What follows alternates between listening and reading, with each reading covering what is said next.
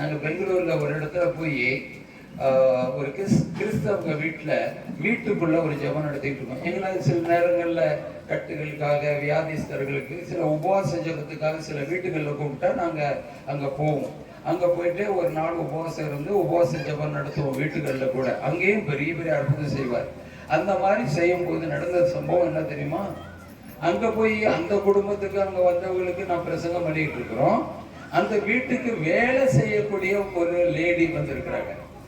வீட்டுக்கு சமைச்சு சாமான கழுவி வீட்டை கிளீன் பண்ணக்கூடிய ஒரு லேடி. இன்னைக்கு இங்க வந்தவங்களுக்குலாம் சாப்பாடு ஆக்குறதும் அவங்க தான். அவங்க அடுப்பங்கள்ல கிச்சன்ல இருக்கிறாங்க, வேலை நடக்குது. நாங்க இங்க பிரசங்கம் பண்றது பாட்டு பாடுறதுலாம் அவங்களுக்கு கிச்சன்ல நல்லா கேட்குது. இப்ப நம்ம வந்து கடவுளுடைய வார்த்தையை சொல்லி சாட்சி சொல்லி இப்படி பிரசங்கம் பண்ணிக்கிட்டு இருக்கும்போது அந்த அம்மா வேலை செஞ்சுக்கிட்டே எல்லாம் கேட்டுக்கிட்டு இருந்திருக்காங்க. அந்த அம்மா இயேசுவை அறியாத ஒரு சகோதரி, இந்து சகோதரி, இயேசுவை அறியாத ஒரு சகோதரி. அப்ப அந்த சகோதரி கடைசியா எல்லாருக்கும் நாங்க ஜெபிச்ச பிறகு அந்த சகோதரியும் ஓடி வர்றாங்க. எனக்கு அவங்க ஜெபிங்கன்னு வந்து முட்டி போடுறாங்க. அப்ப என்ன பேர் என்னங்கும்போது அவங்க சொன்னாங்க, இயேசுவை தெரியாதவங்க நான் இங்க வேலை செய்யறேன். எனக்கு வந்து 18 வருஷமா குழந்தை இல்லை. 18 வருஷமா 19 வருஷமா சொன்னாங்க குழந்தை இல்லை, அதுக்காக எனக்கு ஜெபிங்க. குழந்தை பாக்கியம் கிடைக்கும் நம்புறீங்களா? 18 வருஷம் ஆச்சு, குழந்தை பாக்கியம் கிடைக்கும் நம்புறீங்களான்னு சொன்னேன். விசுவாசிக்கிறீங்களா?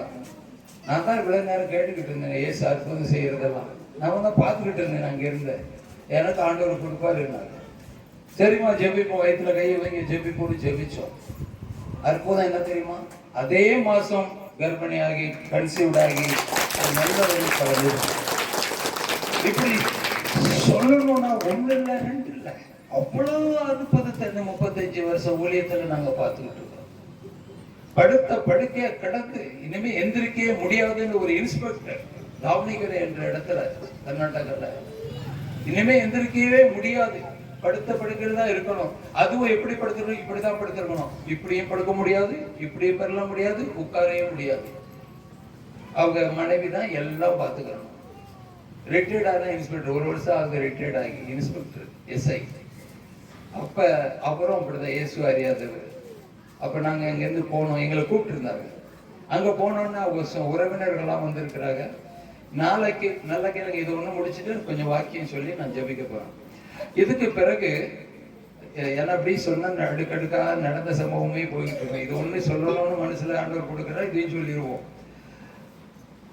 அவங்கள வந்து மறுநாள் இத்தனை வருஷம் டாக்டர் சொல்லியாச்சு, இனிமே நீங்க எந்திரிச்சு உட்கார முடியாது, பிறண்டு படுக்க முடியாது, இப்படிதான் சாகிற வரைக்கும் இருக்கணும்னு சொன்ன பிறகு பெங்களூர்ல தாவணிகள்ல இருந்து பெங்களூர்ல ஒரு ஆஸ்பத்திரி இருக்குதான். அந்த ஆஸ்பத்திரியில கொண்டு போய் இந்த பேஷண்ட் அங்க போட்டுட்டா அங்க உள்ளவங்க அவங்கள எல்லாம் அவங்க மனைவி பார்க்க தேவையில்லை, எல்லாம் பார்த்துக்கிடுவாங்க. செத்த பிறகு கூட கரண்ட்ல சுட்டுட்டு அந்த சாம்பிளா அவங்களுக்கு கொடுப்பாங்களாம். மாசம் 10,000 கொடுக்கணுங்க. அப்ப நான் சொல்ற டைம்ல இந்த அளவுல அங்க நாளைக்கு கொண்டு போக ஆம்புலன்ஸ் எல்லாம் கொண்டு வந்து வச்சிருக்கிறாங்க. எங்களை அன்னைக்கு கூப்பிட்டு இருக்கிற நேரம் நாளைக்கு போக போறாங்கன்னா இன்னைக்கு நாங்க போறோம். அவங்க சொந்த மருந்தெல்லாம் வந்திருக்காங்க, ஏன்னா வழி அனுப்பு நாளைக்கு. இப்ப நான் கடவுளுடைய வார்த்தைய 2 மணி நேரம் பிரசங்கம் பண்றேன். அங்க வந்தவங்க ஒருத்தர் கூட ஏசியாருன்னு தெரியாது. அவ்வளவு பிரசங்க 2 மணி நேரம் ஆண்டவருடைய வார்த்தை சொன்னா எல்லாரும் விசுவாசிச்சாங்க. அதுக்கு பிறகு அவருக்கு ஜெபிச்சோம். படுத்த படுக்கையாதான் இருக்கிறாரு, தலையில் கை ஜெபிச்சோம். ஜெபிச்சு முடிச்சோடனே சரி எந்திரிங்க அப்படின்னு. எந்திரிக்க முடியாது அப்படின்னு 4 பேர் ஓடி வந்து பிடிச்சி தூக்கி உட்கார வைக்க பார்த்தாங்க. அதுல ஒருத்தர் சொன்னாங்க, ஐயோ வேணாம், நான் டாக்டர் சொல்லியிருக்காரு, ஏற்கனவே ஒருத்தர் உட்கார வச்சுட்டு 2 செகண்ட் உட்கார முடியாம திடீர்னு விழுந்துட்டாரு, ஸ்பைனல் கார்டு பிரச்சனையில இருக்கிறாரு, வேணாம் அப்படின்னு. அதுக்கு பிறகு நான் சொன்னேன், யாரும் தூக்க வேணாம், இயேசுவின் பெயரால எந்திரிங்க அப்படின்னு. தட்டு தடுமாறி 6 மாசமா படுத்திருந்தவர் எந்திரிச்சிட்டாரு, எந்திரிச்சு உட்கார்ந்துட்டாரு. என்ன உட்கார்ந்தவர் கொஞ்சம் கூட கீழே விழுகல. அதுக்கு பிறகு நான் 2 கையை பிடிச்சி தூக்கி ஹால் வரைக்கும் கூட்டிட்டு போனேன். அவங்க மனைவி அழுகுறாங்க. அவர் வேலையை அவர் பார்த்துக்கிட்டா போதும், அந்த ஹாலில் வந்து டிவியை பார்த்துக்கிட்டு அவங்க கொடுக்குற சாப்பாடு சாப்பிட்டா போதும், அந்த அளவு இயேசு சுவாமி அற்புதம் செஞ்சா போதும் அப்படின்னு என்னட்டு சொல்றாங்க. இயேசு சுவாமி மேல் நீங்க நம்பிக்கை வச்சீங்கன்னா அதை செய்வாருன்னு நம்புறோன்ட்டு ஒரே தான் அழுகுறாங்க அந்த அம்மா. அதுக்கு பிறகு நான் கையை பிடிச்சி ஆளு இன்ஸ்பெக்டர் வேற எவ்வளோ தெரியுமா பிடிச்சி கொண்டு போய் ஹால் வரைக்கும் மெல்ல நடக்க வச்சு திரும்ப கொண்டாடும் போது கொஞ்சம் நல்ல ஸ்டெப் போட்டு வந்து உட்கார்ந்தாரு. அதுக்கு பிறகு நாங்கள் சாப்பிட போயிட்டோம். 2-3 மணி நேரம் உட்கார்ந்து வந்தவங்கள்ட்ட பேசிக்கிட்டு இருக்கிறாரு. கொஞ்சம் 2 நிமிஷம் உட்கார முடியாது, 2-3 மணி நேரம் உட்கார்ந்து பேசிக்கிட்டு இருக்காரு. அதுக்கு நாங்கள் படுத்துட்டோம். காலையில போயிட்டு சொல்லிட்டு நாங்கள் போயாச்சு. போயிட்டு திரும்ப வரணும்னு சொன்னாங்க. நான் வரல. ஒரு நாள் அவங்க ஃபோன் பண்ணாங்க, பிரதர் நான் இப்ப நல்லா இருக்கிறேன், இப்ப நான் நடக்கிறேன், நான் குளிக்கிறேன், நானே போயிட்டு ஹாலில் உட்காடுறேன், என்னால் நடக்க முடியுது, நல்லா இருக்கிறேன், எல்லா பிரச்சனையும் நீங்கிருச்சு, ஆனா நீங்க ஒரு வரணும்னு சொன்னாங்க. நான் சரி நான் ஒரு தடவை ஃபோன் பண்றேன், நான் வரதா இருந்தா வர்றேன், உங்களை வந்து பாக்குறேன்னு. அதுக்கு பிறகு ஒரு 15-20 நாளைக்கு பிறகு நான் ஃபோன் பண்ணேன். நல்லா கேளுங்க. ஃபோன் பண்ணும்போது அவங்க மக இல்லை, அந்த நேரம் வேற ஊர்ல இருந்தாங்க. அந்த மக போன் எடுக்குது. போன் எடுத்துட்டு என்ன சொல்லுது, நான் சொன்ன இன்ஸ்பெக்டர் மோகன் இருக்கிறாரா அப்படின்னு. அப்ப அந்த பொண்ணு சொல்லுது, அவரு வந்து அல்லேலூயா ஸ்லோகம் சொல்லிக்கிட்டு இருக்கிறாரு, அல்லேலூயா ஸ்லோகம் எழுதிக்கிட்டு இருக்கிறாரு, அவரை நீங்க யாரும் டிஸ்டர்ப் பண்ண 1 மணி நேரம் அவர்கிட்ட யாரும் போன்ல பேச முடியாது சொல்லி வச்சிருக்காரு. எனக்கு ஆச்சரியம், அல்லேலூயா ஸ்லோகமா? நாங்க ஜெபிக்கும் போது அல்லேலூயா அல்லேலூயான்னு எனக்கு கேள்வி கேட்டார் ராத்திரியில். அப்ப அல்லேலூயானா என்னன்னாரு, அவர் ஆண்டவர் செய்ய போற காரியங்களுக்கு நன்றி, செய்ததுக்கு நன்றி, கோடி கோடி நன்றிங்கிறதா அல்லேலூயா. ஒரு வார்த்தைக்கு அவ்வளவு அர்த்தம் இருக்குன்னு சொன்னேன். அவர் அதை மனசுல வச்சுக்கிட்டு அவர் டெய்லி உட்கார்ந்துக்கிட்டு பென்னு பேப்பர் எடுத்து, நான் எழுத சொல்லல, 1000 முறை டெய்லி அல்லேலூயா அல்லேலூயா அல்லேலூயா சொல்லிக்கிட்டே எழுதி இவ்வளவு பெரிய நோட்டெல்லாம் நினைச்சு வச்சிருக்கிறாரு. அதுனே உங்க அப்பா எப்படி இருக்கிறாருன்னு. இல்ல அவரு நல்லா இருக்கிறாரு, ஆனா 1 மணி நேரம் யாருடையும் பேச மாட்டாரு. இப்ப எப்படி இருக்காருன்னு, அதான் ஏதோ பல்லாரியில இருந்து ஒரு பிரதர் வந்து ஜெபிச்சதுல இருந்து நல்லா இருக்காரு, அது நான் தான் அப்படின்னு. ஐயோ அப்பா கிட்ட நான் கொண்டு கொடுக்குறேன், அப்பா கிட்ட கொண்டு கொடுத்தாச்சு. போனேன், கொடுத்தோன்னு ஒரே சந்தோஷம். அப்புறம் மறுபடியும் போனோம், அவங்க சொந்தத்தெல்லாம் கூப்பிட்டு ஜெபிக்க வச்சாரு. அங்கேயும் நிறைய பேருக்கு அற்புதம் செஞ்சார் ஆண்டவர். ஹல்லேலூயா. இதற்கெல்லாம் ஒரே காரணம் என்ன சொல்லுங்க? விசுவாசம். விசுவாசத்தினால் நீதிமான் பிழைப்பான், விசுவாசியே பதறாதே. விசுவாசத்தினால் நீதிமான் பிழைப்பான், விசுவாசியே பதறாதே. கலங்காதே திகையாதே விசுவாசியே, கலங்காதே திகையாதே விசுவாசியே. கல்வாரி நாயகன் கைவிடாரே, கல்வாரி நாயகன் கைவிடாரே. விசுவாசத்தினால் நீதிமான் பிழைப்பான், விசுவாசியே பதறாதே. விசுவாசத்தினால் நீதிமான் பிழைப்பான், விசுவாசியே பதறாதே. நீதிமான் பிழைப்பாங்கிறது ஒரு ஞாபகம் வருது. யாராவது எடுத்து படிங்க. யாக்கோபு. யாக்கோபுன்னு தெரியுமில்ல? ஜேம்ஸ், யாகப்பர், யாக்கோபர், யாக்கோபர். அதுல 5வது அதிகாரம், அதுல படிங்க. 15, 16, 17 படிங்க சீக்கிரமாக. யாக்கோபு 5ல நல்லா கேளுங்க. நம்பிக்கையோடு இறைவனிடம் வேண்டும் பொழுது யார் குணமாவா? வியாதியில உள்ளவங்க குணமாவா? நம்பிக்கையோடு விசுவாசத்தோடு ஜெபிக்கும் பொழுது வியாதிஸ்தர்கள் குணமடைவார்கள். அடுத்து ஆண்டவர் அவரை என்ன செய்வாரு? அவரை எழுப்பி விட்டாரா இல்லையா? எழுப்பி விட்டாரு இல்லையா? டாக்டர் முடிஞ்சிச்சுன்னு சொல்ற எழுப்பி விட்டாரு. இன்னைக்கு நல்லா இருக்காரு. எங்களுடைய சென்டர்ல வந்து சாட்சியெல்லாம் சொல்லிட்டு போயிட்டாரு. ஆண்டவர் அவரை எழுப்பி விடுவார். இல்ல அவங்க படிக்கும் போது ஒருத்தர் சும்மா இருக்கு, தயவு செய்து ஒருத்தர் நல்லா படிக்கட்டும். அவர் பாவம் செய்திருந்தார், நல்லா கேளுங்க, அவர் பாவம் செய்திருந்தால் மன்னிப்பு பெறுவார். நம்ம எல்லாம் பாவிகள் தான் இல்லையா?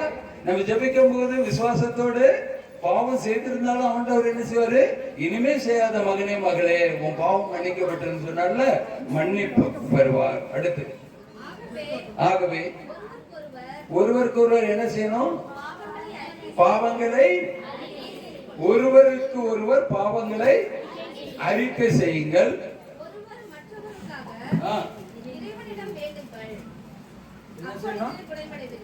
ஒருவர் மற்றவருக்காக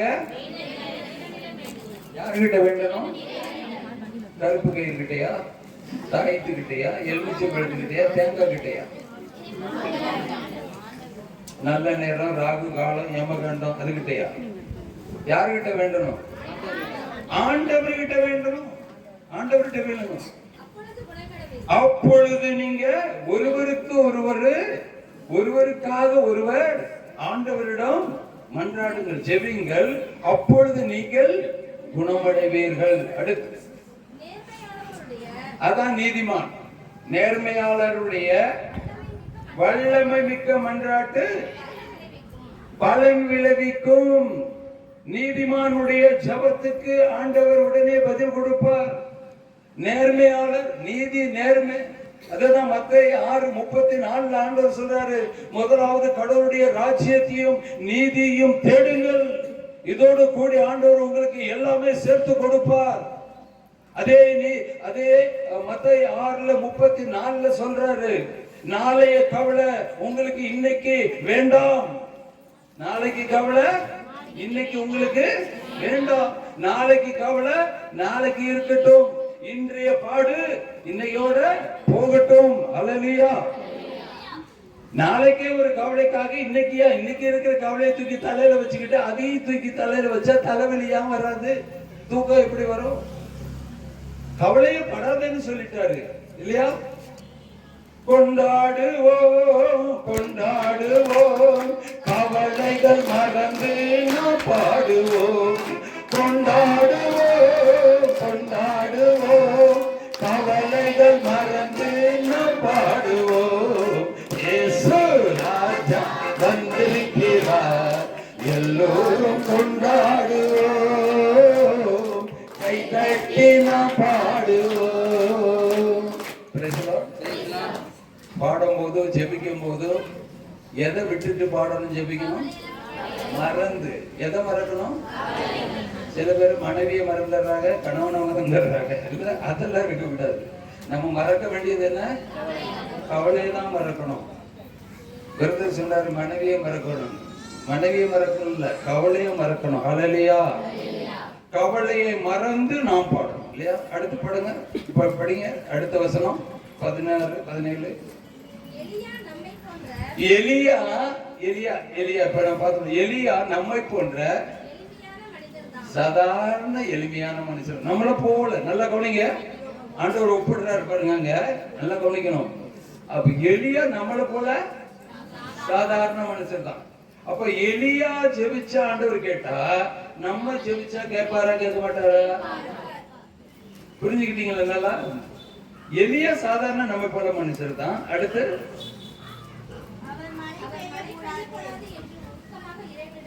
அவர் மழை பெய்ய கூடாது ஜனங்களுக்கு சொல்லி சொல்லி பார்த்தாரு, கேட்கல, விசுவாசிக்கல. ஆண்டவர் கிட்ட சொல்லிட்டாரு, ஆண்டவர் மழையை நான் நிப்பாட்ட போறேன், நீங்க உதவி செய்யுங்க, இந்த ஜனங்களுக்கு மழை இல்லாம தான் புத்தி வரும் அப்படின்னு சொல்லிட்டு என்ன செஞ்சிட்டாரு, மழை வரக்கூடாது ஆண்டவர், 3 வருஷம் 6 மாசம் மழை வரக்கூடாது அப்படின்னு சொல்லிட்டாரு. மழையே வரல. நம்மளை போல சாதாரண மனுஷன் இயற்கையே மாற்றி அமைக்கக்கூடிய விசுவாசம். ஹல்லேலூயா. யெகோசுவா என்ன செஞ்சாரு? சூரியனை பார்த்து, தெரியுமா உங்களுக்கு? யெகோசுவா சூரியனை பார்த்து நின்று அப்படியே கொஞ்ச நேரம் இரு, நான் யுத்தம் செய்து முடிக்கிற வரைக்கும் நான் அங்கே அப்படின்ட்டாரு. சூரியன் நிக்குது வானில. நீங்க யோசுவா புஸ்தகங்களை நீங்க படிச்சு பார்க்கலாம், 6வது அதிகாரத்துல இருந்து படிக்கலாம். அப்படி ஆண்டவர் பெரிய மனுஷன், நம்ம சாதாரண மனுஷர். எலியா சொன்ன மாதிரி இருந்துச்சு. அப்புறம் அடுத்து என்ன சொல்றாரு? போயிட்டு மீண்டும் நிலைக்கிறங்க, மீண்டும் அவர் இறைவனிடம் வேண்டினார், மழை வேணும் அப்படின்னு. வானம் பொழிந்தது, பூமி நிலம் நல்லா விளைஞ்சது. அப்ப இவருடைய ஜெபத்துக்கு அவ்வளவு வல்லமை கிடைச்சது. அவர் யாரு? வேற ஸ்பெஷலா இருக்கிறார். அவரு விசேஷமானவர். அவரு விசுவாசத்துல சிறந்தவர். ஹல்லேலூயா. இப்ப நீங்களும் நானும் விசுவாசிச்சா, நம்மளும் எலியாவை போல ஜெபிச்சா கிடைக்கும். யோகான் 1 யோகான் 5 1 யோகான் 5 1 யோகான் 5ல 15ல ஒரு வசனம் இருக்கு. நல்லா படிங்க. 1 யோகான் 5:15 சீக்கிரம் படிங்க. நாம் எதை கேட்டாலும் நல்லா கேளுங்க,